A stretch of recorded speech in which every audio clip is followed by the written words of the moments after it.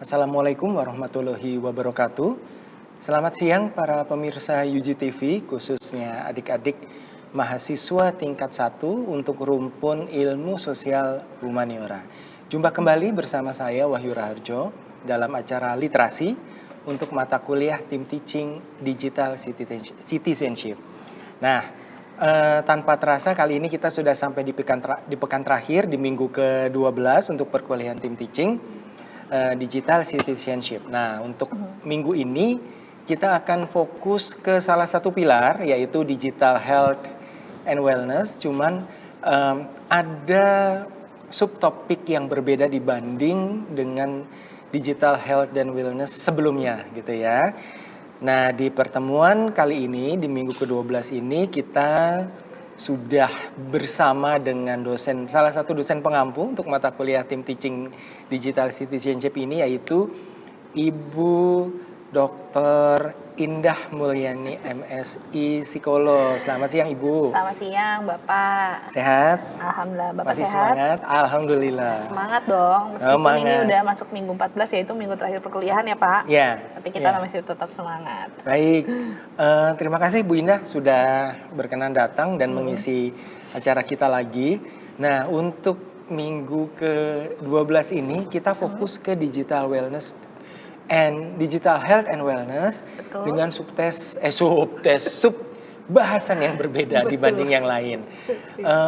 Apa Bu sub bahasan yang untuk minggu ini? Baik, jadi Pak Wahyu ini sebenarnya melanjutkan ya, karena topik mengenai pilar di Digital Health and Wellness itu sebenarnya banyak banget gitu, karena kita mempelajari terkait dengan kondisi kesehatan fisik maupun juga mental dari individu gitu ya, ataupun netizen gitu ya, individu pengguna internet gitu. Nah, kayaknya kalau nggak salah di minggu 9 sebelumnya kita tentang Digital Health and Wellness juga, hanya saja memang sub bahasannya adalah terkait dengan konsekuensi ataupun dampak dari interaksi antar manusia di dalam dunia digital.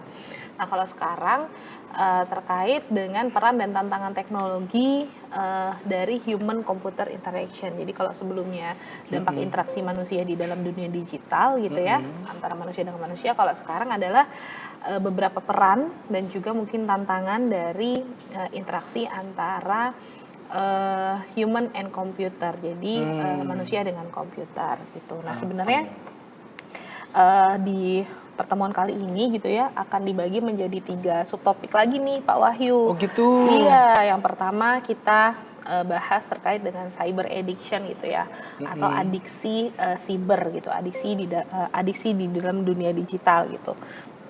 Ini sebenarnya terkait sama tantangan yang mungkin akan dihadapi gitu.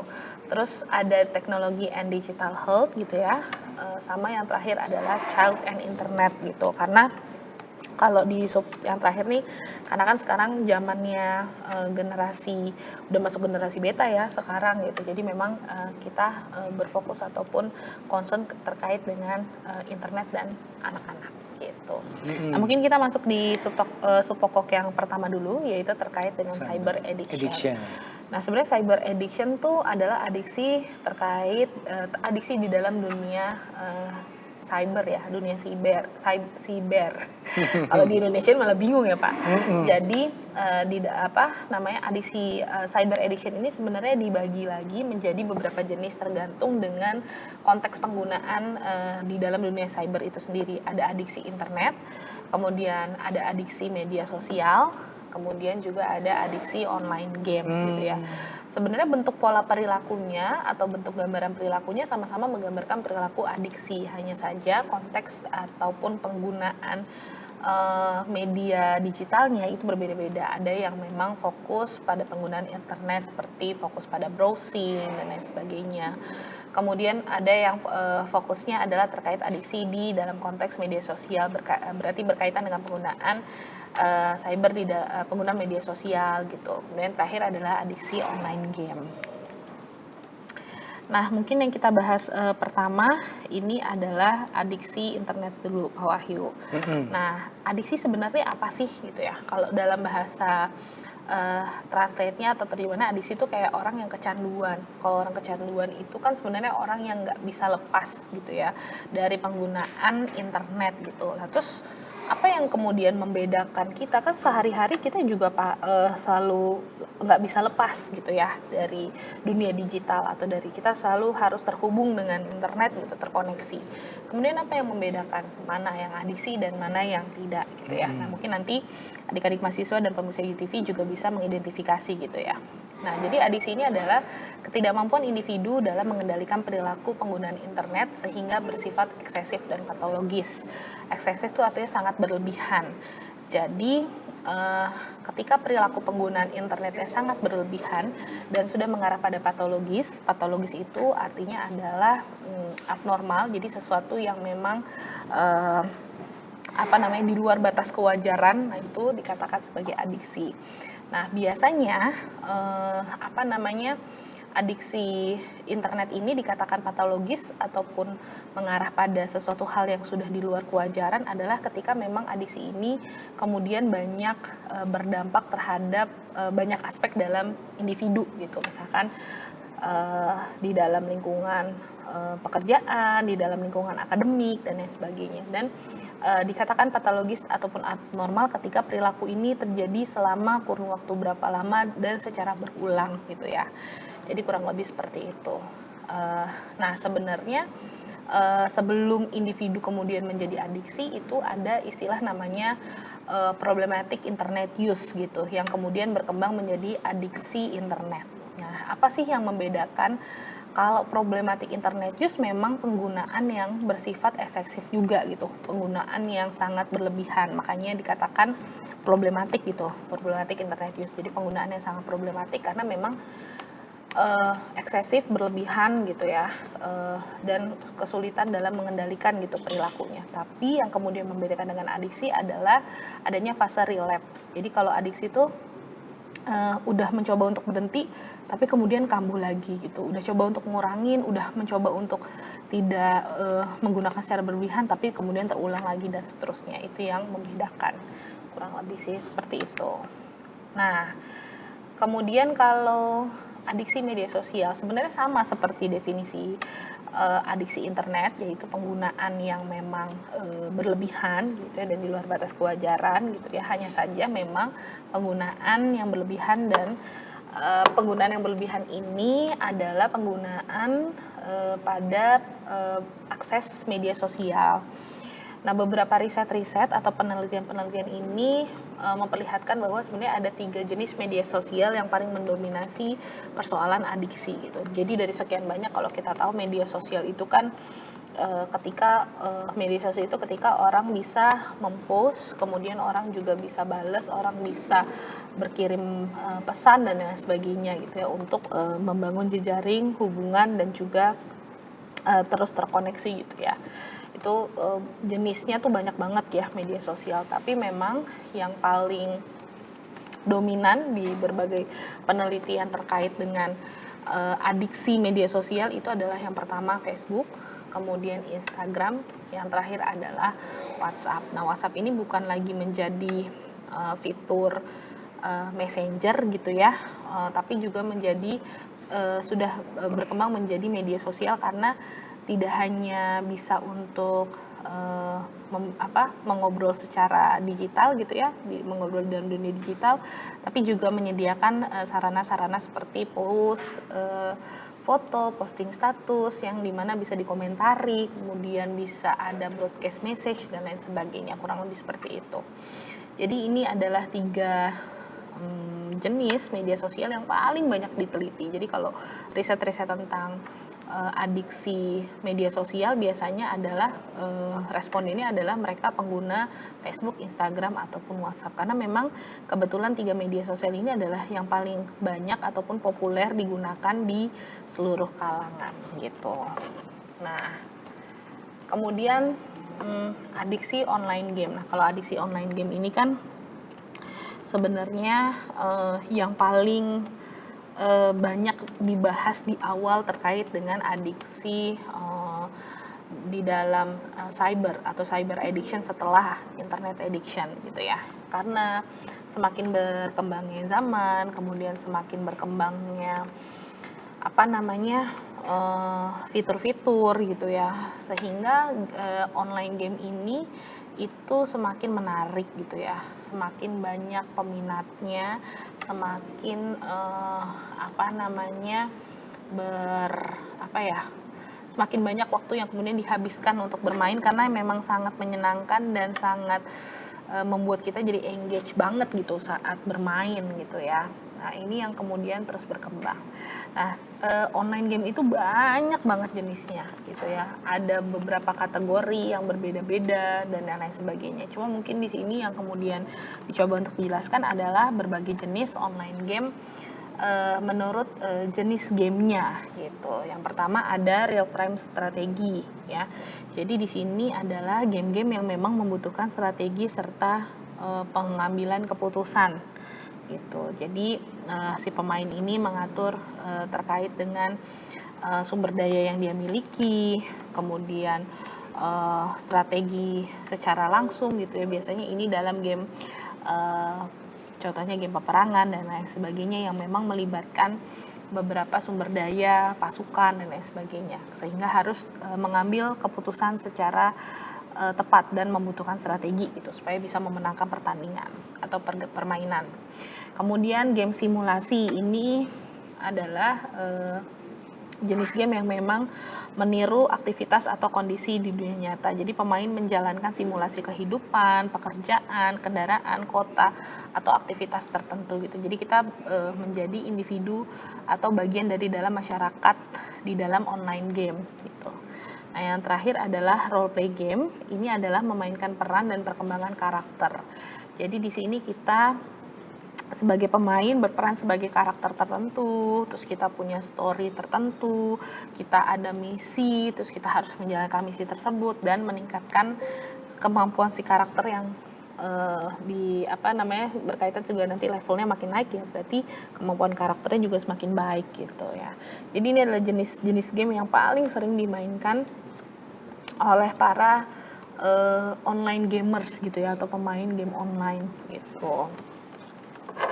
Nah, kemudian dari ketiga jenis adiksi gitu ya, ada adiksi internet, kemudian ada adiksi media sosial, dan yang terakhir ada adiksi online game gitu ya. Konteksnya berbeda-beda memang, tapi bentuk ataupun pola perilakunya itu sama, yaitu sama-sama adiksi ataupun sama-sama kecanduan gitu ya. Nah, kira-kira apa sih yang menyebabkan gitu ya, kok bisa ataupun bagaimana sih gambaran kalau orang yang adiksi? Saya sebenarnya masuk ke dalam individu yang adiksi atau enggak sih gitu, meskipun memang ketika adiksi itu dalam kategori patologis atau abnormal, itu tentu saja ya Pak Wahyu bahwa penilaiannya maupun identifikasinya harus dilakukan oleh profesional gitu. Tapi setidaknya kita bisa mencoba untuk mengidentifikasi sebenarnya kita sudah sangat tergantung banget atau belum sih gitu ya, ataukah penggunaan media sosial, online game atau internet secara keseluruhan itu kita berlebihan banget nggak sih atau seperti apa gitu ya. Nah, beberapa di sini ada karakteristik cyber addiction. Jadi beberapa gambaran ataupun bentuk perilaku individu yang memang terlibat dalam cyber addiction. Yang pertama ada salience. Ini adalah salah satu karakteristik yang digambarkan di mana individu atau aktivitas siber menjadi hal terpenting dalam hidup dan mendominasi pikiran individu. Jadi sepanjang hari itu kayaknya kepikiran terus kalau nggak main. Kalau misalkan belum buka media sosial tuh kepikiran banget, belum buka nih hari ini, hari ini belum main nih, hari ini ya, itu tuh biasanya ciri-cirinya kayak gitu. Yang kedua, ciri-cirinya adalah atau karakteristiknya adalah mood modification, di mana aktivitas cyber kemudian menjadi sarana untuk memodifikasi suasana hati atau suasana hati menjadi rusak saat tidak melakukan aktivitas cyber. Jadi, kalau kita nggak main, itu rasanya kesel. Kita nggak buka media sosial tuh rasanya kesel, bete. Jadi bukan hanya mendominasi pikiran kita, bukan hanya kepikiran terus gitu, tapi ketika kita tidak bisa bermain gitu ya, itu kita jadinya kesel, banyak mood negatif atau suasana hati yang negatif, kesel, marah, bete dan lain sebagainya gitu ya. Dan kalau udah mulai main, nah perasaan atau suasana hati tersebut tuh berubah menjadi seneng, happy gitu ya. Akhirnya bisa main lagi gitu ya. Itu namanya adalah mood modification. Kemudian karakteristik yang berikutnya adalah tolerance. Nah, durasi keterlibatan aktivitas cyber menjadi semakin panjang dan lama. Misalkan tolerance tuh gini, saya main nanti deh 1 jam lagi selesai. Ternyata udah 1 jam. Aduh nanti deh 30 menit lagi deh, 30 menit lagi. Udah 30 menit. Aduh 30 menit kedua lagi deh. Akhirnya terus semakin panjang. Jadi memperpanjang durasi keterlibatan dengan aktivitas cyber, entah mengakses media sosial, entah main game online dan lain sebagainya. Kemudian withdrawal, menarik diri dari dunia sosial dan tanggung jawab personal. Nah, withdrawal ini istilahnya seperti menarik diri, tapi menarik diri dari apa? Misalkan dari lingkungan pertemanan gitu. Aduh, hari ini nggak bisa kerja kelompok dulu nih. Aduh, hari ini nggak bisa nih ngumpul bareng, buka bersama dulu di kelas atau gimana, karena memang hari ini saya pengen main sepuasnya misalkan. Hari ini saya, dan juga tanggung jawab personal seperti misalkan pengumpulan tugas, kemudian nanti dulu deh ngerjainnya misalkan, nanti dulu deh bantuinnya gitu, karena memang saya lagi fokus banget nih main gitu, entar. Nah, itu juga salah satu bentuk withdrawal, karena apa? Menarik diri dari tanggung jawab secara personal gitu ya, bukan berarti dia menyendiri dan lain sebagainya. Salah satunya itu menarik diri dari dunia sosial, tapi juga dari tanggung jawab secara personal. Kemudian karena tadi terlalu banyak withdrawal dengan tanggung jawab personal, akhirnya menyebabkan adanya karakteristiknya adalah konflik, yaitu terlibat dalam berbagai konsekuensi buruk. Misalkan karena tar dulu deh ngerjain tugasnya lagi penting banget nih, lagi push rank atau lain sebagainya istilahnya kan sekarang gitu ya. Nah, ini makanya konsekuensinya buruk, misalkan terlambat ngumpulin tugas, kemudian misalkan terlalu banyak tolerance, misalkan nanti dulu deh 1 jam lagi deh, nanti deh 30 menit lagi dan seterusnya. Akhirnya konsekuensinya misalkan kualitas tidurnya jadi jelek gitu ya, kurang tidur dan lain sebagainya. Terus misalkan nggak ikut buka bersama dulu deh, nggak ikut soalnya saya pengen main sepuasnya di rumah gitu, mumpung ini nih dan lain sebagainya. Nah, itu juga konsekuensi terhadap relasi sosialnya juga jadi kurang baik gitu ya. Jadi berbagai karakteristik yang ada sebelumnya itu akhirnya berdampak pada konflik, yaitu konsekuensi buruk dari perilaku cyber addiction. Nah, yang terakhir ini adalah relapse. Relapse ini adalah tidak bisa merubah perilaku atau kemudian berulang kembali. Ini adalah karakteristik khusus dari perilaku adiksi gitu ya. Jadi sudah mencoba untuk merubah, saya sudah mencoba untuk mengurangi waktu, saya sudah mencoba untuk misalkan membagi waktu dengan baik, saya sudah mencoba untuk melepaskan dengan bahkan mungkin mendelete akun dan lain sebagainya, tapi kemudian ada fase di mana perilaku itu muncul lagi, withdrawal lagi, tolerance lagi, dan lain sebagainya. Nah, ini adalah salah satu karakteristik dari cyber addiction. Yang paling, ibaratnya karakteristik yang paling menandain banget gitu, bahwa individu memang sudah terlibat dalam perilaku atau pola perilaku adiksi dalam dunia cyber gitu. Nah, kemudian kan muncul, kenapa sih kok orang bisa gitu ya, jadi withdrawal, orang bisa jadi tolerance, orang bisa jadi punya konflik, orang bisa kemudian relapse gitu ya. Dari beberapa hasil riset gitu ya, setelah dicoba untuk disimpulkan atau dirangkum, ini ada beberapa faktor penyebab. Yang pertama, ini ada faktor kepribadian dan fear of missing out. Jadi mungkin kalau fear of missing out itu, kalau teman-teman atau adik-adik mahasiswa itu sekarang istilahnya itu paling sering disebutkan tuh FOMO gitu ya. Jadi pengennya selalu terlibat, pengennya selalu menjadi bagian gitu ya. Nah kebetulan fear missing out ini adalah salah satu bentuk trait ataupun bentuk kepribadian, dimana kepribadian itu kalau dijelasin di sebelum-sebelumnya itu adalah terkait sifat ataupun karakteristik yang kemudian menetap di dalam individu yang menggambarkan karakteristik individu tersebut, yang membedakan individu tersebut dan orang lain. Nah biasanya tipe kepribadian individu yang kemudian mudah cemas gitu ya, terus ketika individu itu FOMO gitu ya, itu akan menyebabkan ia selalu pengen terikat, selalu pengen nggak bisa jauh, selalu kalau di apa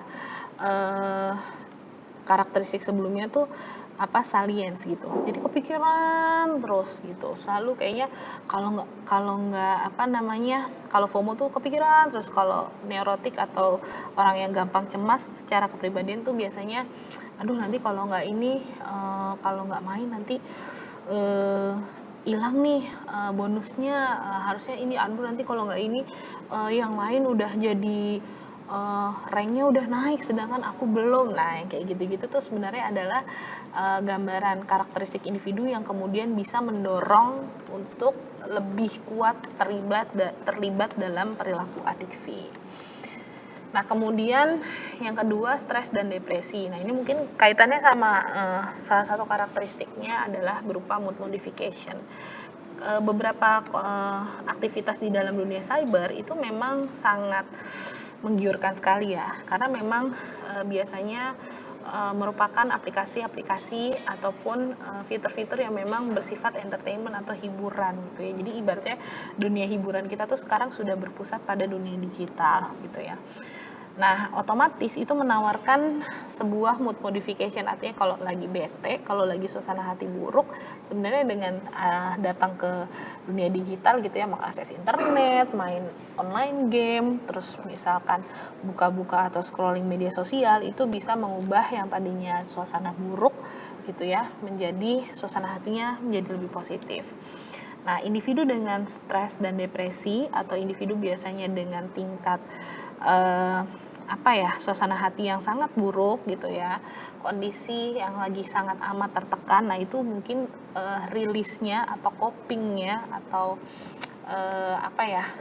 bagaimana untuk menghilangkannya gitu ya, itu salah satunya adalah dengan akses internet. Nah karena dapat reward berupa perasaan atau suasana hati yang senang, yang tadinya stres kan jadi hilang. Nah itu lebih kuat lagi akhirnya untuk terlibat dalam pola perilaku adiksi. Kemudian berikutnya adalah kesepian gitu ya. Orang kesepian itu atau individu yang kesepian itu biasanya dia merasa sendiri meskipun di tengah keramaian gitu. Kemudian biasanya ditandai juga dengan kemampuan dalam menjalin relasi sosial yang kurang baik gitu. Itu individu ataupun orang-orang dengan orang-orang yang merasa kesepian gitu ya. Nah biasanya orang-orang yang merasa kesepian ini pada akhirnya dalam menjalin relasi sosial akan lebih enak dan akan lebih baik gitu ya ketika di dalam dunia digital. Ya udah, terus akhirnya berkembang terus menjadi pola perilaku adiksi karena nggak bisa lepas dari pola interaksi dalam media sosial gitu ya, untuk menjalin relasi sosialnya melalui media sosial gitu. Jadi biasanya lebih cenderung terikat ataupun terlibat dalam pola perilaku adiksi. Berikutnya harga diri. Harga diri ini adalah proses evaluasi individu terhadap dirinya, bisa positif, bisa negatif gitu ya. Nah, biasanya ketika harga dirinya negatif, berarti individu punya evaluasi yang buruk gitu terhadap dirinya, sehingga hal-hal positif mungkin lebih banyak ia dapatkan dari dunia digital, misalkan seperti komentar positif, kemudian likes dan lain sebagainya, itu yang bisa memberikan satu penilaian positif gitu untuk dirinya gitu, sehingga itu yang akan menjadikan individu dengan harga diri yang rendah gitu ya, atau evaluasi diri yang negatif lebih cenderung terlibat dalam pola perilaku adiksi, karena tadi di dalam dunia cyber menjanjikan ataupun memberikan sesuatu hal yang positif bagi dirinya gitu. Nah, yang terakhir adalah keberfungsian keluarga. Ini mungkin nanti kaitannya juga erat dengan di dalam child and internet gitu ya, di mana ketika ada peran yang tidak hadir gitu ya di dalam sebuah keluarga, biasanya mungkin peran itu bisa diisi melalui fitur-fitur maupun beberapa apa ya hiburan-hiburan yang ada di dalam media sosial gitu. Misalkan dalam keluarga, misalkan biasanya kalau weekend biasanya spending waktu meskipun liburan sederhana gitu ya dengan keluarga, karena memang kebetulan tidak ada gitu ya di Sabtu Minggu tidak ada kegiatan tersebut, maka ya entertainmentnya dari main game misalkan. Jadi makin lama akan makin terlibat gitu. Begitu Pak Wahyu. Oh, baik Bu Indah. Saya merhatiin dari tadi kayaknya menarik ini memang materinya ya. Betul. Ada risikonya kan ya? Betul Pak Wahyu, ada risikonya. Sayangnya waktu untuk segmen 1 sudah habis, jadi habis ini kita akan fokus ke bagian yang belum dijelaskan ya Bu Indah ya. Baik, terima kasih Bu Indah, menarik sekali pembahasannya terkait digital health and wellness. Sayangnya kita sudah sampai di ujung segmen 1. Nanti kita akan lanjut kembali ya Ibu ya. Nah, untuk pemirsa UJU TV dan adik-adik mahasiswa, jangan kemana-mana, kami akan kembali setelah jeda berikut ini.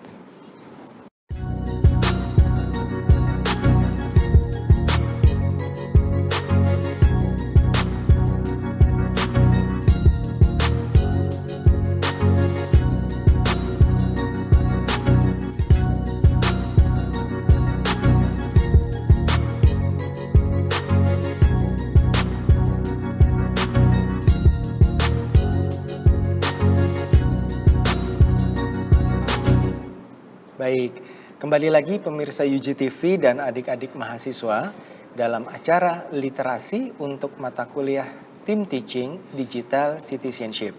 Nah, tadi di segmen pertama kita telah banyak membahas mengenai adiksi internet gitu ya. Kemudian definisinya itu apa, jenis-jenisnya seperti apa, dan berbagai macam karakteristiknya.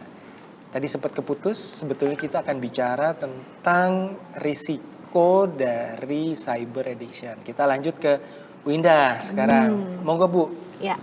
Jadi tadi sudah bukan sedikit lagi ya, sudah cukup beberapa poin gitu ya terkait dengan faktor penyebab cyber addiction. Memang sebenarnya ya kalau kita lihat di sini didominasi oleh aspek-aspek psikologis gitu ya Pak Wahyu, misalkan seperti kepribadian, kemudian tingkat stres, kemudian kesepian, harga diri, serta juga keberfungsian keluarga gitu ya.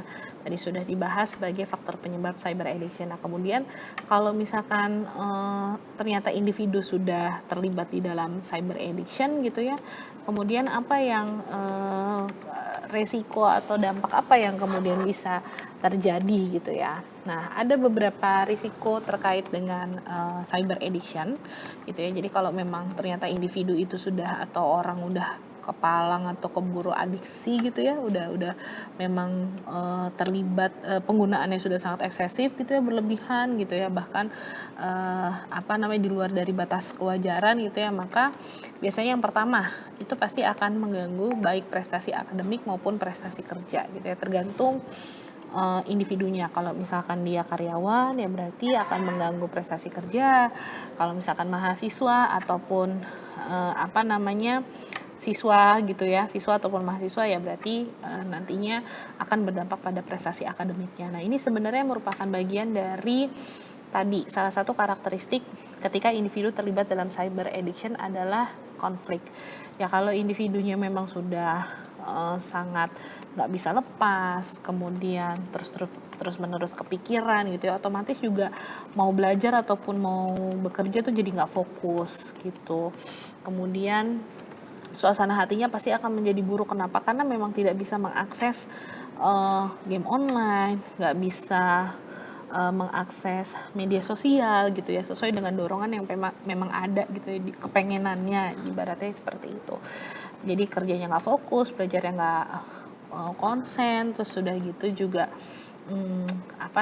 tidak aware gitu ya, tidak atensinya jadi tidak ada terhadap lingkungan akademik maupun lingkungan di dalam pekerjaan. Yang lambat laun pasti akan mengganggu prestasinya gitu ya, entah produktivitas kerjanya, entah nilai-nilainya kalau dalam dunia akademik gitu.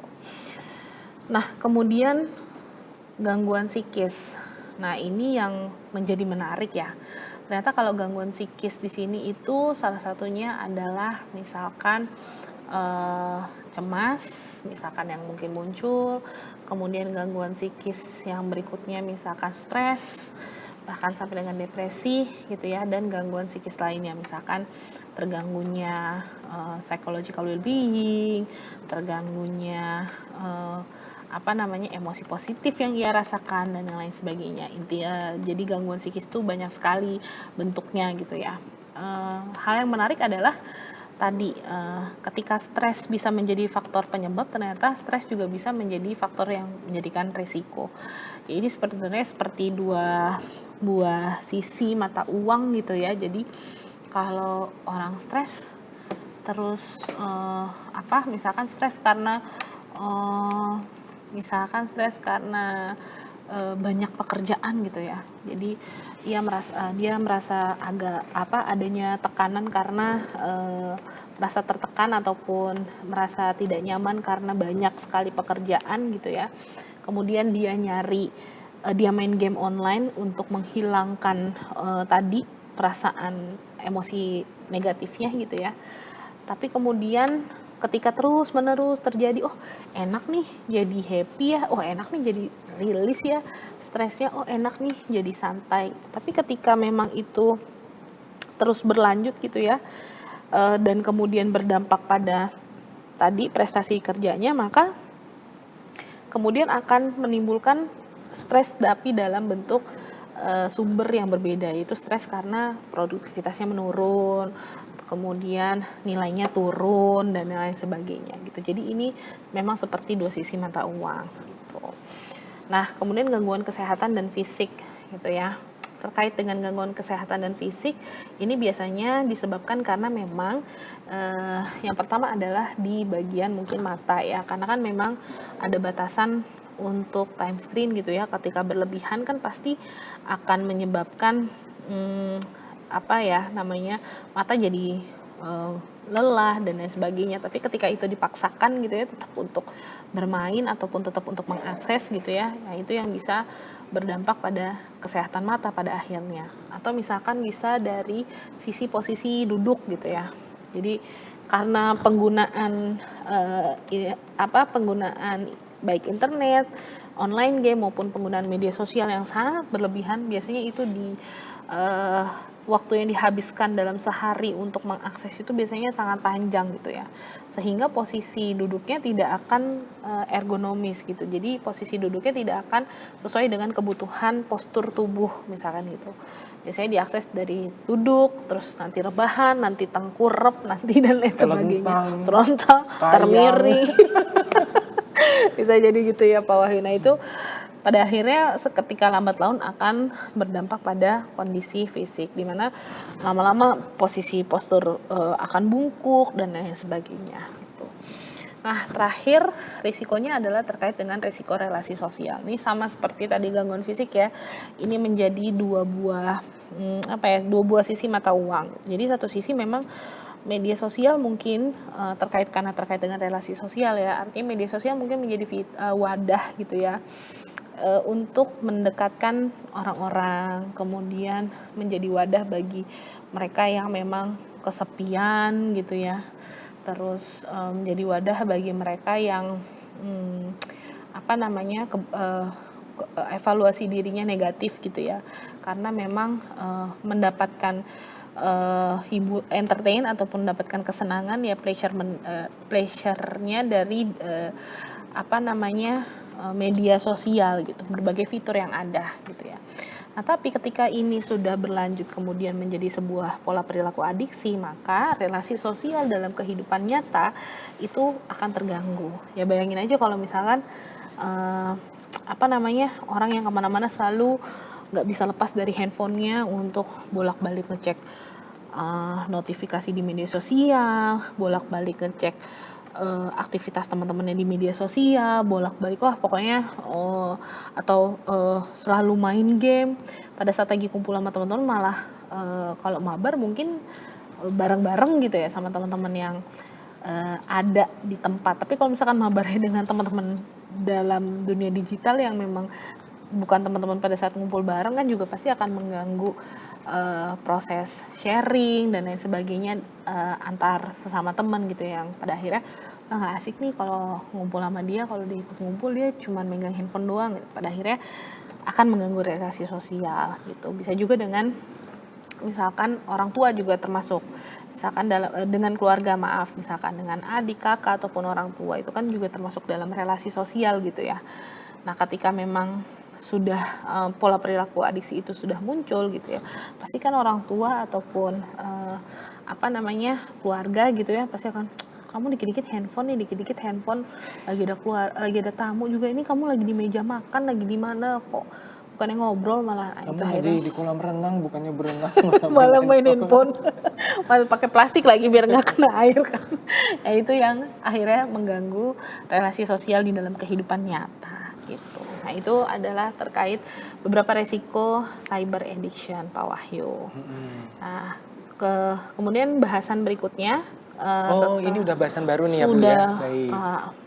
Nah, untuk bahasan berikutnya adalah terkait teknologi and digital health. Nah, kalau tadi kan kayaknya kesannya teknologi itu jelek banget ya, dampaknya sama perilaku manusia ya, orang jadi adiksi gitu ya.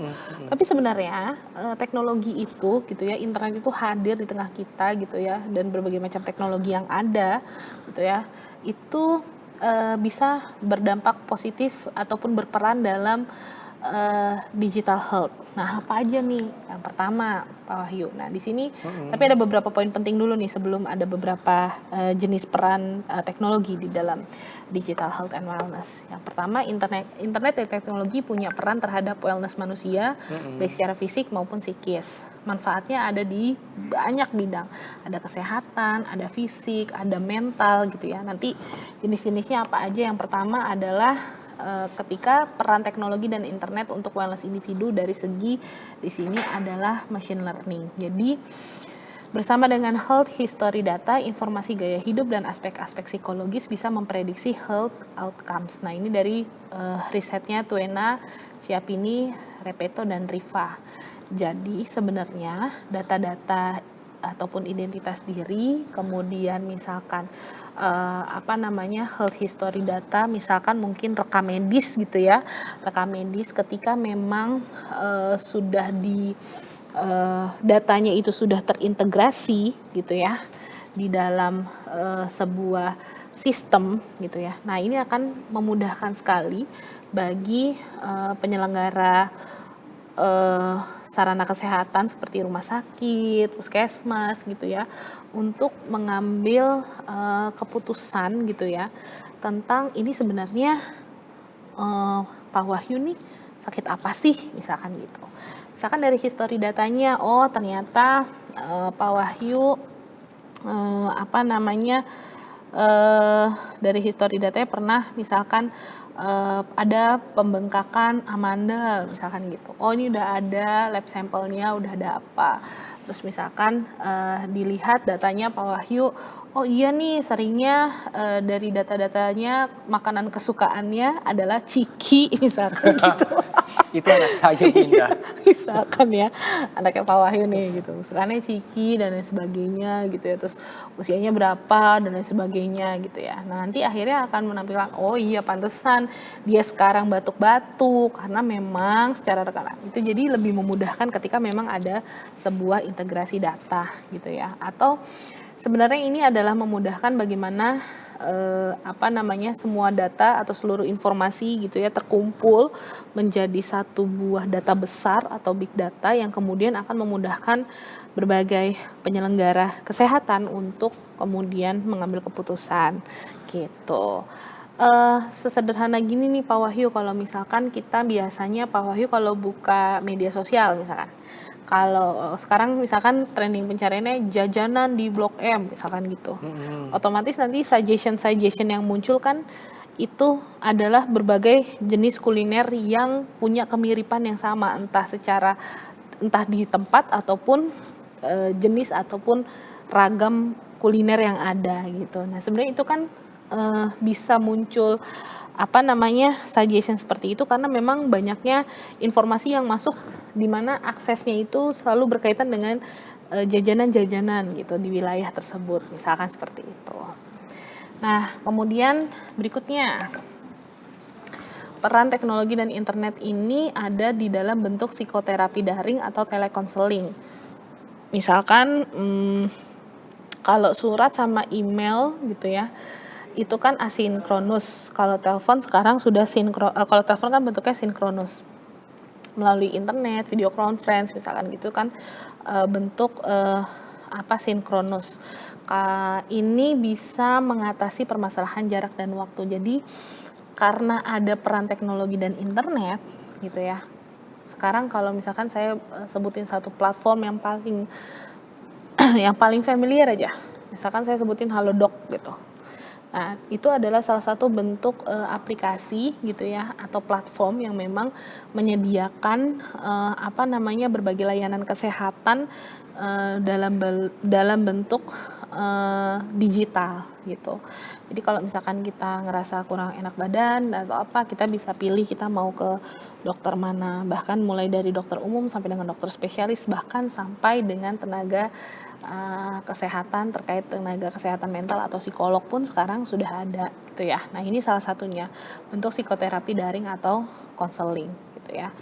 Kalau misalkan di salah satu tadi di aplikasi yang tadi saya sebutkan contohnya itu kan misalkan sifat proses konselingnya itu terjadi secara asinkronus karena chat gitu, via chat dengan dokter dengan psikolog.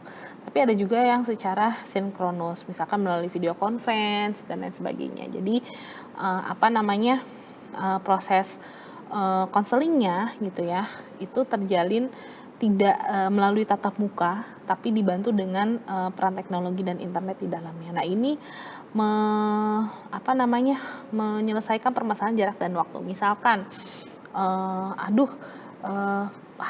pengen ngobrol banget ya, nggak bisa, saya hari ini harus pergi keluar kota. Nah ini mungkin bisa diatasi dengan permasalahan diatasi dengan adanya peran teknologi dan internet gitu. Nah kemudian yang berikutnya adalah virtual reality dan intervensi psikologis. Nah ini ada menurut hasil risetnya Riva bahwa teknologi virtual yang membantu pengguna merasakan sensasi yang sama dengan dunia fisik meskipun sebenarnya yang ditangkap oleh indranya itu adalah sensasi image yang diproduksi oleh komputer.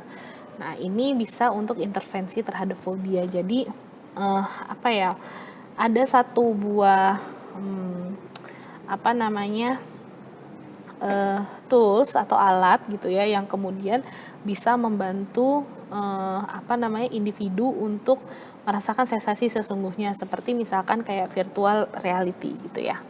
Nah ini fobia itu mungkin kalau bagi yang belum familiar gitu ya, fobia itu adalah rasa takut irasional gitu ya. Misalkan kalau saya takut sama harimau itu rasional ya karena memang membahayakan. Tapi kalau misalkan saya takut sama rambut gitu misalkan itu kan sesuatu Untung saya botak, Bu. itu adalah sesuatu ketakutan yang irasional gitu ya. Misalkan saya takut ngelihat karet misalkan, ada yang seperti itu. Nah itu namanya fobia gitu, jadi ketakutan yang sifatnya irasional. Nah ketika ada teknologi berupa virtual reality tadi, ketika kita bisa merasakan sensasi yang sama, ini membantu dalam melakukan intervensi psikologis untuk misalkan menyembuhkan individu yang terlibat dalam fobia. Misalkan saya takut karet gitu ya. Gitu. Jadi ketika saya lagi virtual reality itu di situ tuh seperti seakan-akan ada karet misalkan gitu. Padahal sebenarnya nggak ada karet di situ, hanya teknologi virtual tadi membantu seakan-akan saya berada dalam lingkungan yang misalkan penuh dengan benda-benda yang dikaretin misalkan seperti itu ya. Itu kemudian membantu bagaimana individu dengan fobia itu bisa melakukan coping mechanism terhadap si rasa takutnya itu gitu, bagaimana dia mengatasinya dan lain sebagainya tanpa harus untuk benar-benar ngasih lihat karet gitu ke individunya gitu. Kemudian berikutnya adalah peran teknologi dan internet dalam proses rekrutmen. Ini ada ada hasil riset dari Pesah dan kawan-kawan gitu ya.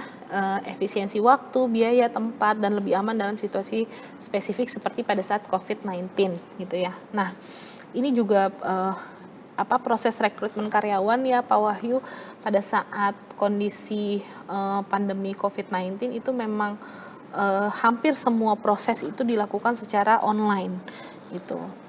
Wawancara dilakukan secara online melalui misalkan Zoom atau Gmeet misalkan gitu ya.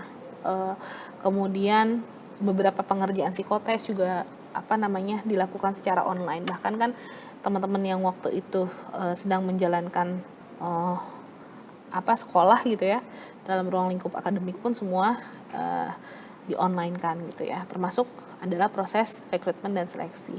Ternyata setelah dijalani gitu ya, kan kalau kondisi pandemi itu kan memaksa kita untuk pada akhirnya bertransformasi secara digital hampir di semua aspek gitu ya. Nah ternyata setelah di risetnya PESA itu pada saat COVID-19 gitu ternyata rekrutmen melalui bantuan peran teknologi dan internet ini lebih efisien secara waktu, lebih efisien secara biaya dan juga tempat gitu. Artinya tidak harus mendatangkan individu dalam jumlah besar gitu ke satu tempat, tidak harus mengalokasikan waktu yang cukup panjang untuk melakukan tes dan tidak juga harus mengeluarkan pada akhirnya biaya yang keluar akan minimalis gitu. Nah ini membantu dalam proses bisnis tentunya gitu ya. Jadi ini adalah salah satu dari beberapa peran teknologi dan internet gitu. Mungkin sebelum dilanjutkan ada pertanyaan nggak Pak Wahyu nih? Oh tenang Bu, kalau pertanyaan ada.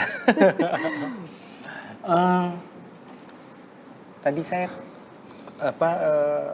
mungkin ada beberapa teman di rumah yang butuh penjelasan lebih lanjut. Tadi kan sempat menyinggung konseling online betul. gitu ya Betul. Bu ya. Nah menurut Ibu sebetulnya sampai sejauh apa sih kelebihan dan kekurangan dari konseling online tersebut gitu, terutama bagi individu yang membutuhkan gitu, sampai sejauh mana nih keunggulan teknologi ini bisa memberikan kemudahan buat orang-orang mungkin untuk berkonsultasi atau apa gitu. Ada nggak kelebihan dan kekurangan konseling online dibandingkan kalau tatap muka sama psikolog atau psikiater langsung? Oke, jadi sebenarnya kalau konseling online ini kan sebenarnya adalah proses adanya hubungan, kalau di istilah psikologi kan ada hubungan terapeutik antara konselor sama klien gitu ya. Jadi memang konseling ini adalah proses bagaimana psikolog gitu ya atau konselor mencoba untuk misalkan memberikan intervensi atau memberikan masukan bagi klien supaya memang secara perilaku ada perubahan gitu, harapannya kan seperti itu.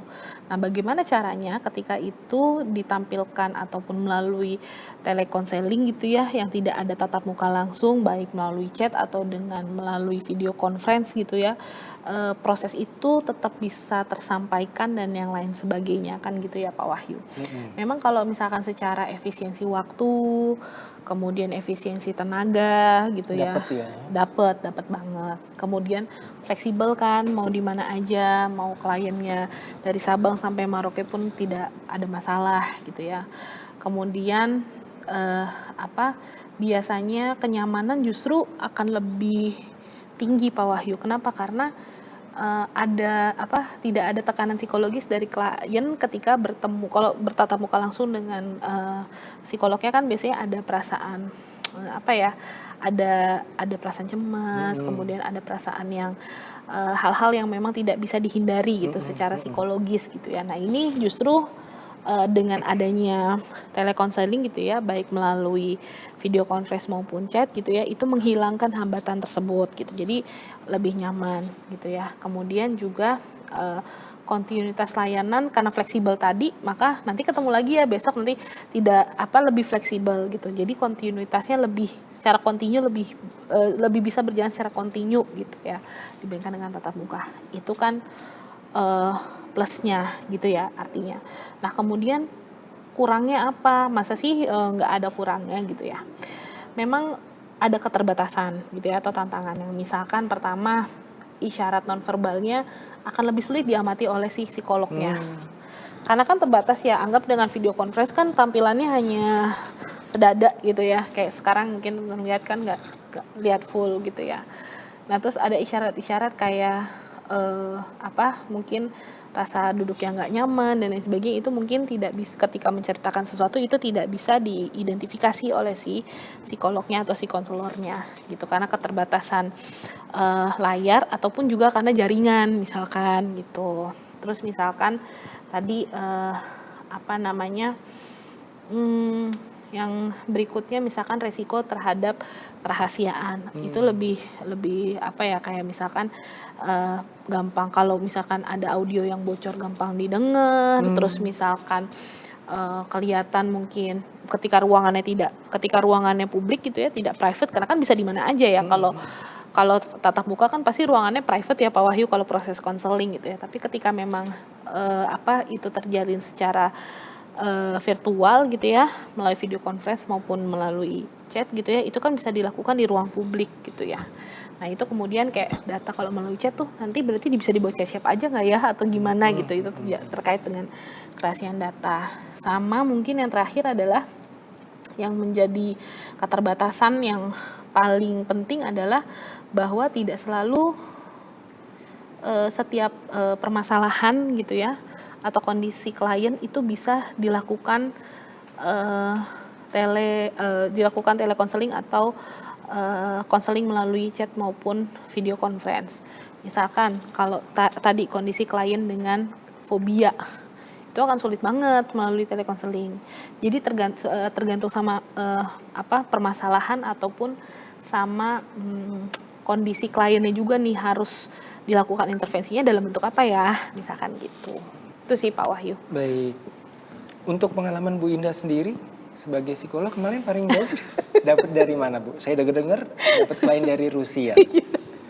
Aduh, kebetulan saya baru ya Pak Wahyu ya gitu. Baru banget nih gitu ya. Jadi pengalamannya masih sangat amat terbatas gitu ya. Kalau pengalaman dari saya kebetulan karena memang proses intervensi itu dilakukan tidak ada yang dilakukan secara daring gitu ya. Hampir semuanya dilakukan secara ada mungkin satu waktu itu dilakukan secara daring gitu ya. Dari sekian banyak pengalaman nih saya punya satu yang daring gitu ya. Memang yang pertama yang harus kita akui adalah literasi digitalnya harus bagus juga kliennya. Kalau enggak juga kan kita bingung ya, misalkan kayak kok suaranya nggak ada ya gitu, gimana gitu ya. Terus kalau kita misalkan misalkan kita menjelaskan sesuatu, kita pengen sharing atau dia mau nge-share satu image yang mungkin dia ini loh saya kemarin ngalamin ini, itu kalau secara literasinya juga kurang ya akan menjadi kendala juga dalam proses konseling gitu. Itu sih Pak Wahyu pengalaman saya. Kebetulan kemarin dapetnya secara literasinya bagus gitu. Jadi alhamdulillah tidak ada kendala. Baik, terima kasih Bu Indah. Sama-sama Pak Tadi Wahyu. kita sudah banyak bicara tentang peran teknologi internet ya untuk wellness individu. Sayangnya kita sudah sampai di ujung segmen yang kedua. Untuk berbagai informasi menarik lainnya tolong disimpan dulu supaya nanti bisa disampaikan di segmen yang ketiga. Nah, untuk pemirsa UGTV dan adik-adik mahasiswa, jangan kemana-mana, kami akan kembali setelah jeda berikut ini.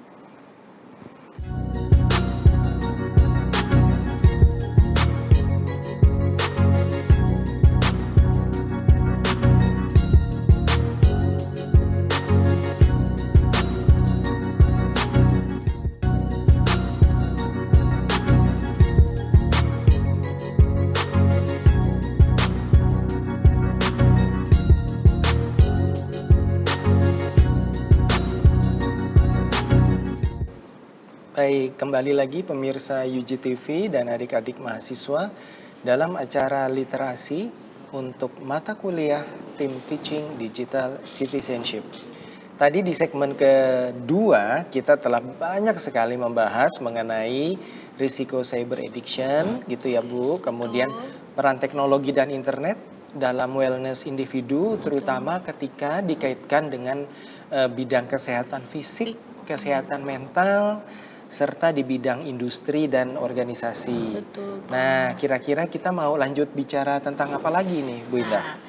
Masih lanjut nih Pak tentang peran teknologi dan internet. Nah, cuma Oke. mungkin ini terkait dengan kesehatan mental individu gitu ya, tapi secara personal gitu ya. Oh, baik. Jadi ini terkait sama dating online, Pak Wahyu. Ini sebenarnya menjadi salah satu bahasan kita juga di program literasi semester sebelumnya ya, Pak Wahyu, di tahun lalu gitu ya, bahwa pada saat itu ya.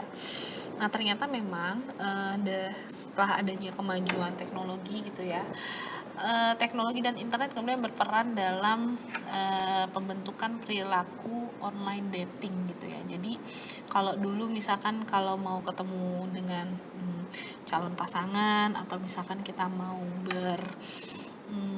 kalau zaman dulu namanya apa ya, mungkin ngedate gitu ya, itu kan biasanya dilakukan secara mencari Wakuncar. pasangan. Ya, wakuncar itu dilakukan secara face to face gitu ya, secara langsung gitu ya.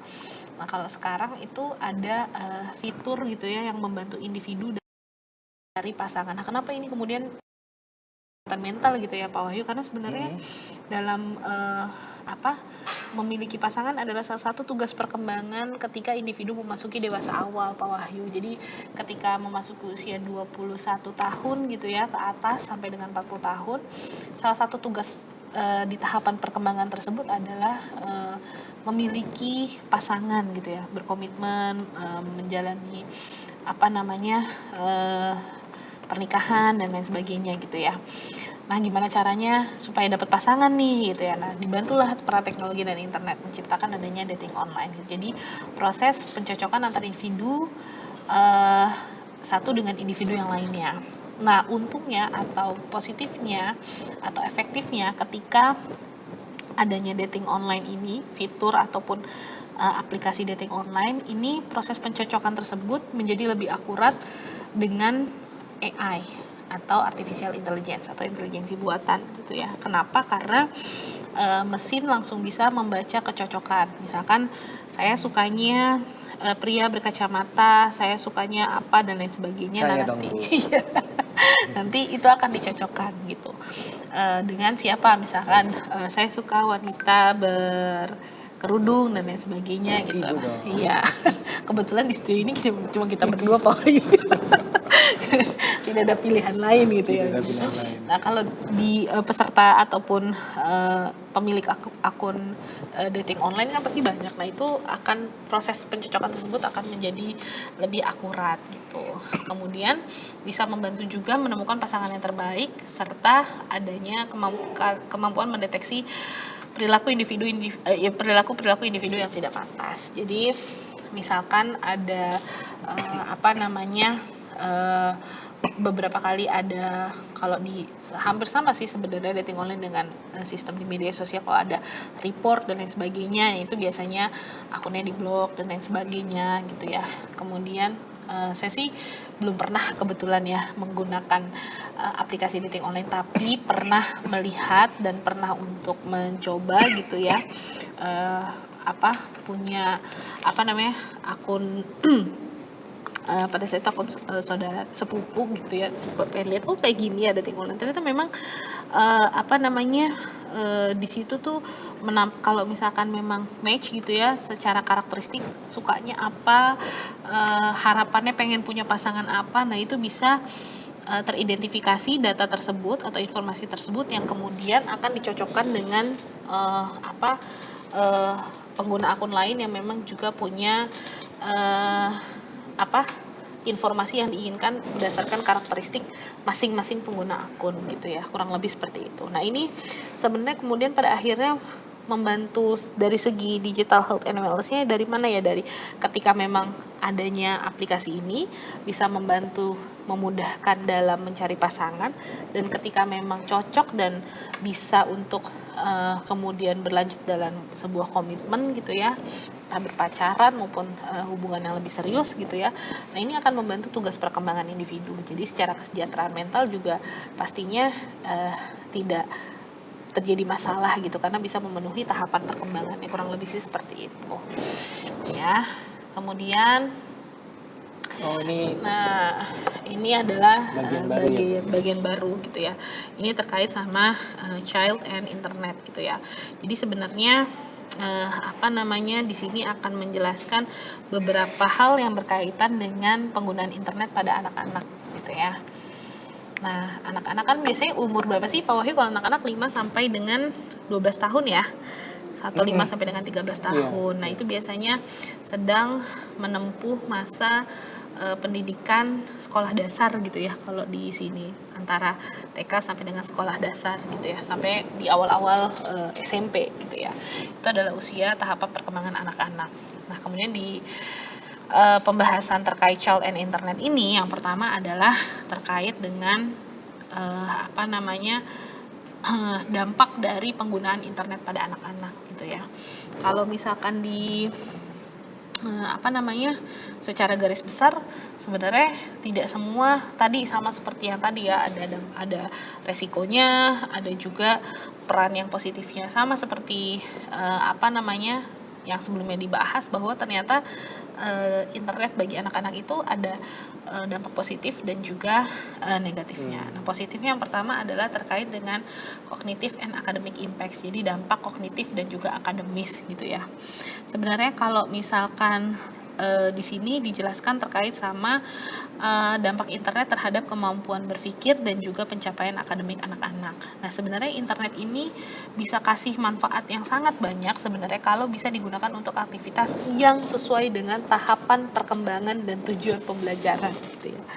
Jadi internet kalau memang sebenarnya aktivitasnya sesuai dengan tahapan perkembangan, misalkan penggunaan aplikasi-aplikasi atau penggunaan fitur-fitur di dalam internet itu memang sesuai dengan tahapan perkembangan anak-anak tadi ya, 5 sampai dengan 12 tahun, sebenarnya banyak banget Pak Wahyu manfaatnya. Yang pertama, misalkan bisa ada computer literasi gitu ya. Anak-anak jadi terliterasi memakai penggunaan komputer, terliterasi apa saja aplikasi di dalamnya gitu. Makanya zaman sekarang pasti kalau di sekolah dasar udah ada pelajaran IT gitu ya Pak Wahyu ya. Gitu. Karena memang kenapa perlu komputer literasi? Karena memang mereka nantinya anak-anak ini hidup di zaman digital yang semuanya di era digital, di mana semuanya serba digital gitu, sehingga mereka harus punya literasi ataupun pemahaman ya, kemampuan terkait dengan penggunaan komputer, mau laptop misalkan, mau tablet atau segala bentuk komputer gitu. Kemudian berkaitan sama following direction, ini berdampak positif bagi kognitif, yaitu following direction, yaitu melatih kemampuan bagaimana mengikuti instruksi gitu. Kan kalau misalkan kita belajar misalkan bikin PowerPoint atau bikin itu kan ada pilihan menu-menu, itu ada instruksinya.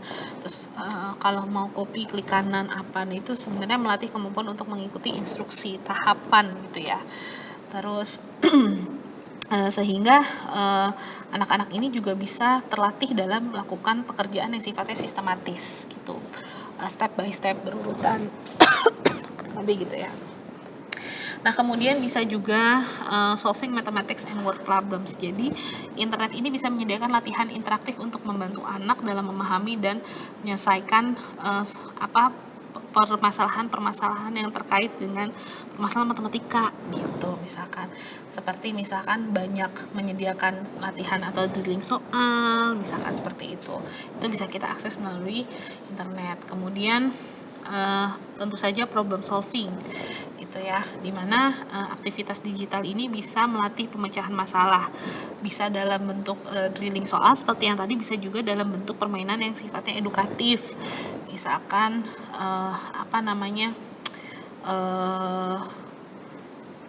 apa tuh namanya kalau ini TTS misalkan gitu, aduh TTS dan lain sebagainya gitu ya, game-game yang memang sifatnya edukatif gitu. Kemudian ada grammar games gitu ya, tata bahasa juga melalui aktivitas interaktif gitu ya. Ada reading achievement gitu ya. Kalau boleh kita ngomong sebenarnya kan source dari internet itu terkait sama sumber bacaan itu kan banyak banget gitu ya. Nah itu juga bisa diakses sama anak-anak, bahkan ada jurnal khusus anak-anak loh Pak Wahyu, dan itu menarik banget gitu. Jadi hasil-hasil riset yang memang mudah dibaca, ringan untuk anak-anak usia 5-12 tahun tadi gitu, kurang lebih itu. Dan mathematic achievement ya bisa membantu pada akhirnya pencapaian prestasi di bidang matematika ataupun dalam rata-rata perhitungan lah, atau mungkin permasalahan yang berkaitan dengan matematis atau perhitungan gitu ya gitu.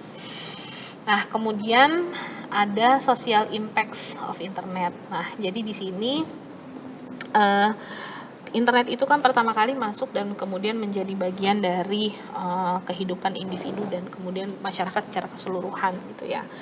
Nah, internet ini bisa memberikan tantangan awal terhadap hubungan sosial atau relasi sosial gitu ya, social relationship.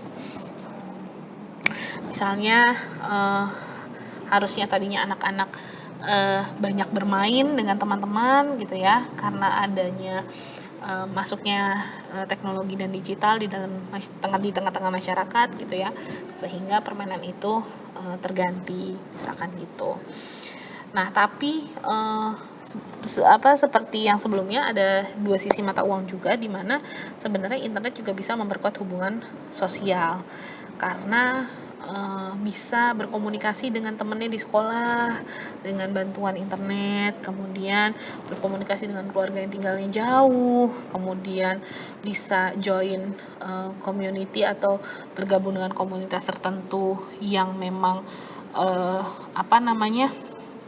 berdasarkan dengan hobinya, kesukaannya gitu. Jadi networkingnya atau jejaringnya tambah banyak gitu.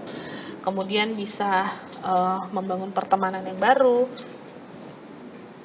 serta memperoleh dukungan sosial gitu dari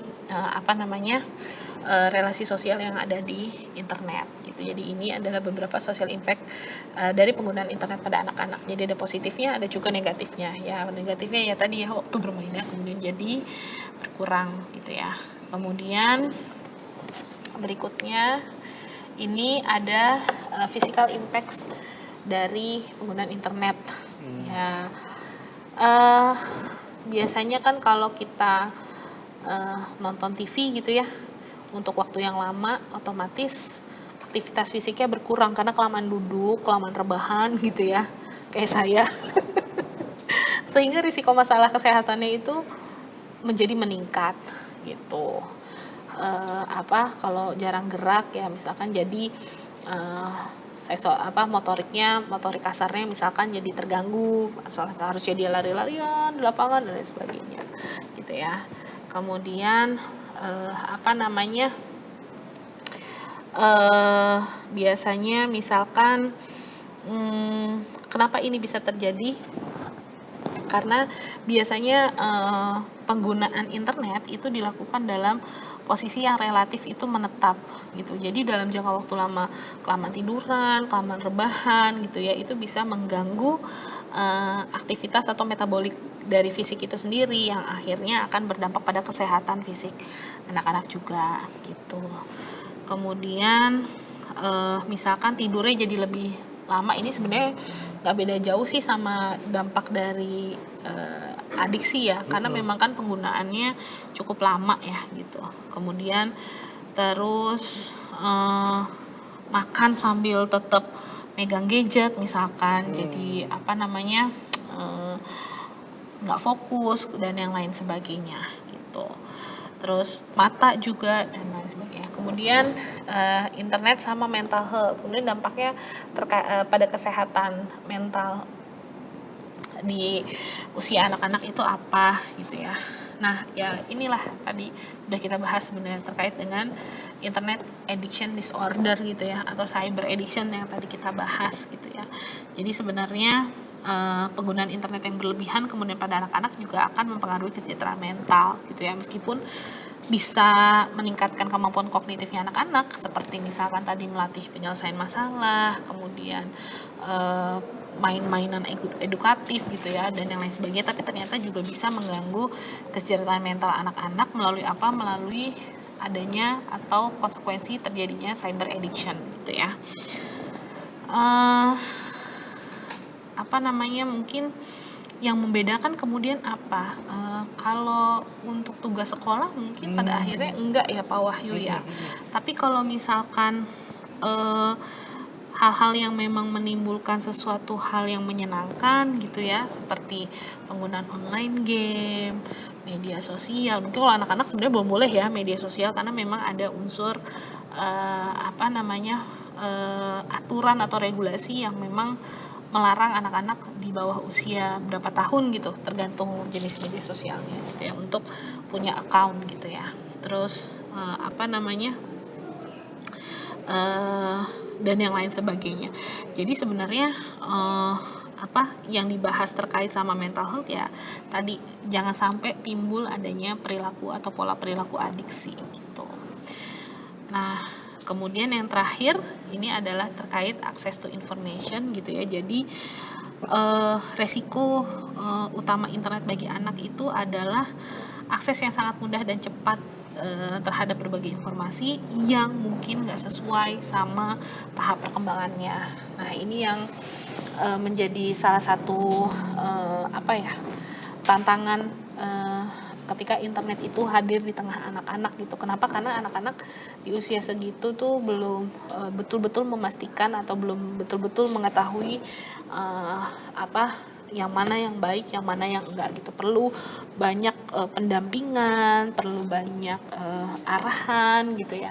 Jadi nggak bisa mengakses, tidak bisa semua mengevaluasi informasi yang ada di internet sendiri gitu, karena memang belum usianya. Sehingga memang yang menjadi saran gitu ya bagi mungkin para pemirsa TV di rumah ataupun adik-adik mahasiswa yang punya adik gitu ya yang masih usia anak-anak, bahwa penggunaan internet sebaiknya harus selalu didampingi oleh individu dewasa gitu.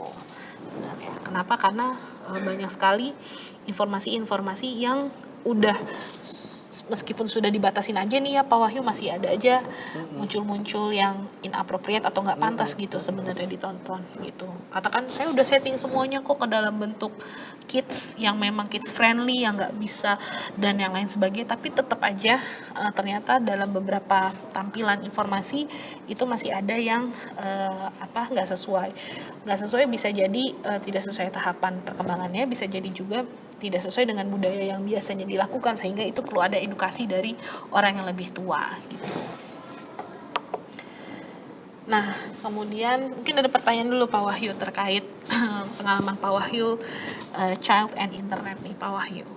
Kalau saya belum ada sih Bu, tapi saya tertarik banget nih sama materi tentang online learning phenomenon ini. Ini positif nih ya, berarti ya perspektifnya ya. Betul, perspektifnya ini positif karena terkait dengan fenomena online learning. Nah, seperti yang Pak Wahyu, para pemirsa TV dan juga adik-adik mahasiswa tahu bahwa online learning ini sebenarnya udah ada lama banget Pak Wahyu. Dari sebelum pandemi bahkan sebenarnya sudah ada. Cuma mungkin memang apa namanya kemudian bergerak sangat cepat atau bergerak menjadi hal yang umum atau fenomenanya sangat booming itu ya memang pada saat pandemi gitu, karena semua kegiatan itu menjadi digital gitu, serba virtual dan lain sebagainya gitu ya, karena batasan tertentu pada saat pandemi. Online itu udah lama, karena dari zaman dulu sebelum pandemi itu kan sebenarnya ada kursus-kursus online gitu ya, udah ada mungkin apa namanya webinar sebenarnya juga udah ada, cuma memang mungkin lebih banyak yang offline dan lain sebagainya gitu ya. Nah, jadi di sini nah kemudian karena memang fenomena online learning semakin kesini semakin besar gitu ya, semakin luas gitu ya. Kemudian apa yang membuat anak-anak gitu ya siap untuk melakukan online learning? Karena waktu mungkin anaknya Pak Wahyu ngerasain nggak sih online learning ya? Anak saya juga ngerasain ya, dimana memang eh, ketika kalau sekarang kan solusinya ada nggak bisa misalkan ada demo gitu. Jadi PJJ istilahnya pembelajaran jarak jauh gitu ya. Hambatan yang dirasakan apa Pak Wahyu? Pada saat itu bahwa yang Pak Wahyu lihat dari anaknya Pak Wahyu nih pada saat melakukan online learning itu apa misalkan? Kalau hambatan sih salah satunya di fokus ya, karena anak itu kan attention span-nya itu nggak panjang gitu, Betul. dia harus selalu diarahkan. Betul. Gitu. Beda ya kalau sekolah, kalau kita sekolah kan dari pagi sampai sore bahkan ya Pak Wahyu ya. Itu karena memang ada diselingi diskusi sama teman, ada break time dan lain sebagainya. Tapi kalau online learning itu kan memang fokusnya nggak bisa yang sejauh memang atau selama dari offline gitu ya. Betul. Gitu. Nah makanya salah satunya memang di usia anak-anak ya itu memang yang terganggu adalah yang menjadi tantangan bukan terganggu, menjadi tantangan adalah masalah fokusnya gitu ya. Nah di sini sebenarnya menjelaskan bahwa ada istilah yaitu computer or internet self efficacy. Jadi ketika individu yakin bahwa dia bisa menjalankan ataupun menggunakan internet dengan baik, itu biasanya membuat mereka siap untuk online learning gitu.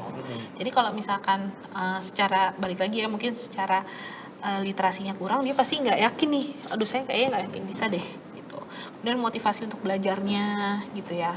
Kemudian online communication self efficacy. Tapi biasanya kalau untuk generasi-generasi yang alpha sekarang nih kayaknya nggak perlu nih untuk kita ajarin benar-benar ajarin dan bimbing karena mereka untuk klik-klik udah bisa secara otomatis gitu ya Pak Wahyu. Hanya tadi memang harus selalu perlu pendampingan gitu. Makanya ada learner control gitu ya. Jadi memang harus ada selalu pendampingan dan lain sebagainya untuk anak-anak gitu. Nah kemudian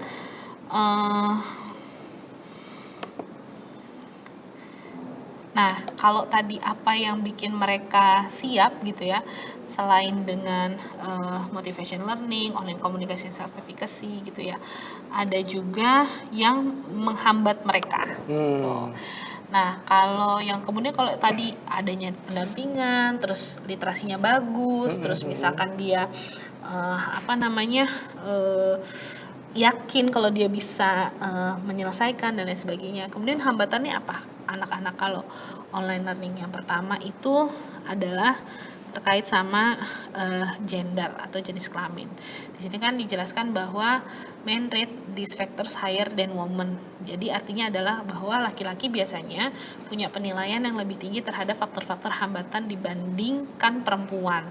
Atau dengan kata lain sebenarnya laki-laki dalam sampel penelitian ini mempersepsikan hambatan tertentu sebagai lebih besar ataupun lebih serius gitu. Ini ada apa ya? Kok tiba-tiba nggak bisa sih nge-share? Nah itu lebih concern laki-laki itu. Lebih persepsi mereka bahwa itu adalah sesuatu hambatan. Nanti nggak bisa kalau share screen, kalau perempuan lebih ya udahlah nanti juga bisa gitu. Nanti gampang deh gitu. Itu lebih seperti itu. Kemudian dari segi usia, semakin bertambahnya usia biasanya hambatan dalam melakukan proses online learning itu semakin lebih lebih kalau anak-anak ya, dalam usia anak-anak semakin besar usia anak-anak tuh semakin lebih rendah gitu hambatannya. Lebih ahli. Gitu. Jadi karena anak-anak kan semakin lebih paham dan lain sebagainya. Kemudian ada terkait ethnicity, itu terkait suku dan ras gitu ya. Mungkin kalau di sini terkait sama beberapa daerah mungkin yang bisa dapat kesempatan lebih, ada daerah yang kurang gitu ya. Kemudian terkait learning institution gitu ya, di mana biasanya dengan latar belakang pendidikan yang lebih tinggi gitu ya, itu justru lebih rendah gitu loh mempersepsikan tantangan gitu ya. Terus rasa percaya dirinya ketika online learning ya, berarti kaitannya tadi sama self efficacy ya, atau keyakinannya untuk menyelesaikan online learning. Kemudian ada juga effectiveness dalam online learning gitu ya. Terus ada bagaimana rasa suka terhadap online learning. Kalau misalkan dia enjoy, dia menikmati proses pembelajaran online, itu biasanya hambatannya semakin ringan gitu, karena kita mungkin tidak semua online learning itu membosankan ya. Ada hal-hal yang memang sangat menarik, yang ini lucu ya, baru kayak waktu itu misalkan kita bisa ngasih komen begini, kita bisa bentuk dan lain sebagainya. Terus seberapa sering kita ikutin online course gitu atau online learning, kalau semakin sering ya semakin nggak ada hambatan gitu ya.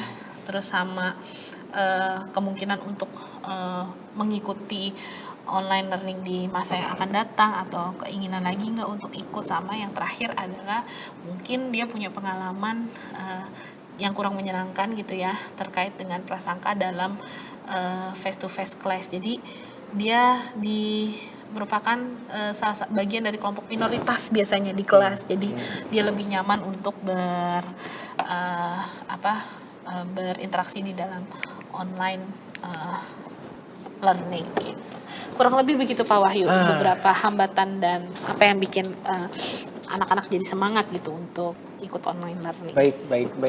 Terima kasih Bu Indah. Sebetulnya saya punya pertanyaan, cuma waktunya ternyata. Betul, saya juga nggak nyangka tadi pas di akhir tahunnya udah. Gitu, kita sudah sampai di penghujung acara Ibu Indah. Maka saya izin sedikit merangkum mengenai materi kita hari ini, yaitu digital citizenship yang dibagi dalam 3 segmen yang berbeda bagi pemirsa UGTV dan adik-adik mahasiswa. Kesimpulan yang pertama adalah teknologi digital memberikan banyak manfaat bagi kesehatan, pendidikan, dan kehidupan, tetapi harus digunakan secara bijaksana agar tidak menimbulkan dampak-dampak negatif. Kemudian cyber addiction terjadi ketika penggunaan teknologi tidak lagi terkendali sehingga mengganggu kesehatan, prestasi, dan juga hubungan sosial. Kemudian yang ketiga, internet mendukung perkembangan dan pembelajaran anak. Namun, penggunaannya tetap memerlukan pendampingan untuk meminimalkan berbagai risiko. Terima kasih atas sharingnya, Bu Indah. Sampai ketemu kembali di kesempatan yang berbeda. Sehat-sehat selalu. Bagi adik-adik mahasiswa tingkat 1 keilmuan sosial humaniora, jangan lupa bahwa setelah selesai acara literasi ini, Anda semua diwajibkan mengerjakan kuis yang tentu saja berkaitan dengan materi kita hari ini. Saya Wahyu Raharjo dan segenap kru UGTV mohon izin undur diri. Sampai bertemu di acara literasi selanjutnya. Terima kasih. Wassalamualaikum warahmatullahi wabarakatuh.